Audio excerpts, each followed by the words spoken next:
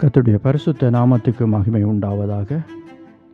இன்றைய நாளிலும் லூக்கா 10வது அதிகாரம் 41வது வசனம்.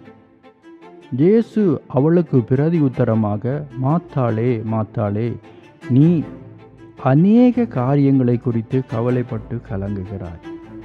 இந்த வசனத்தில் நாங்கள் பார்க்கிறோம், இயேசு சொன்ன வார்த்தையாக இருக்கிறது. மாத்தாளை பார்த்து சொல்கிறார், நீ அநேக காரியங்களை குறித்து கவலைப்பட்டு கொண்டிருக்கிறார். இன்றைய நாளிலே நம்ம ஒவ்வொருடைய வாழ்க்கையிலும் இப்படிப்பட்ட சூழ்நிலைகள் ஏராளமாக இருக்கிறதை பார்க்கிறோம்.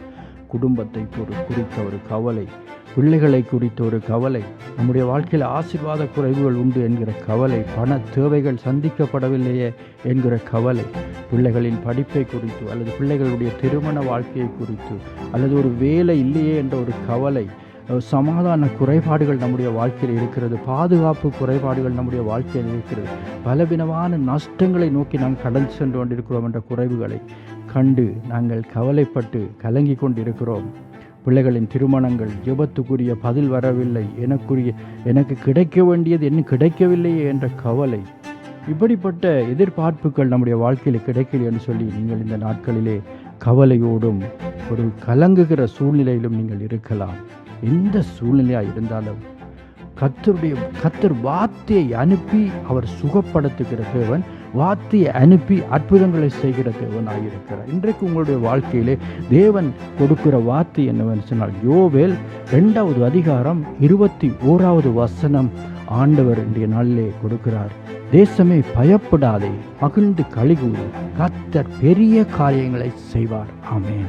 அல்லேலூயா. கர்த்தர் இன்றைய நாளில் உங்களுக்கு சொல்லுகிற காரியம் என்றால், தேசமே பயப்படாதே, மகிழ்ந்து களிகூறு, கர்த்தர் உங்கள் வாழ்க்கையிலே பெரிய காரியங்களை இந்த நேரத்திலே செய்ய போகிறார்.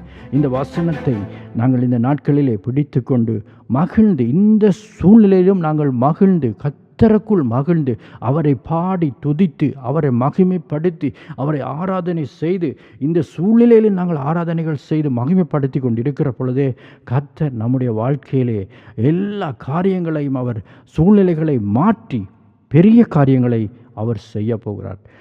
தேசமே பயப்படாது என்று சொல்லப்படுகிற அந்த வசனத்துக்கு முன்னாடி எங்கள் ஒவ்வொருடைய பேரையும் போட்டு, நான் பயப்படாமல் இருப்பேன், நான் கர்த்தருக்குள் மகிழ்ந்து களிகூறுவேன், கர்த்தர் பெரிய காரியங்களை எனக்கு செய்வார் என்று சொல்லி நாங்கள் அவரை ஆராதிக்கிற பொழுது கர்த்தர் பெரிய காரியங்களை செய்வார்.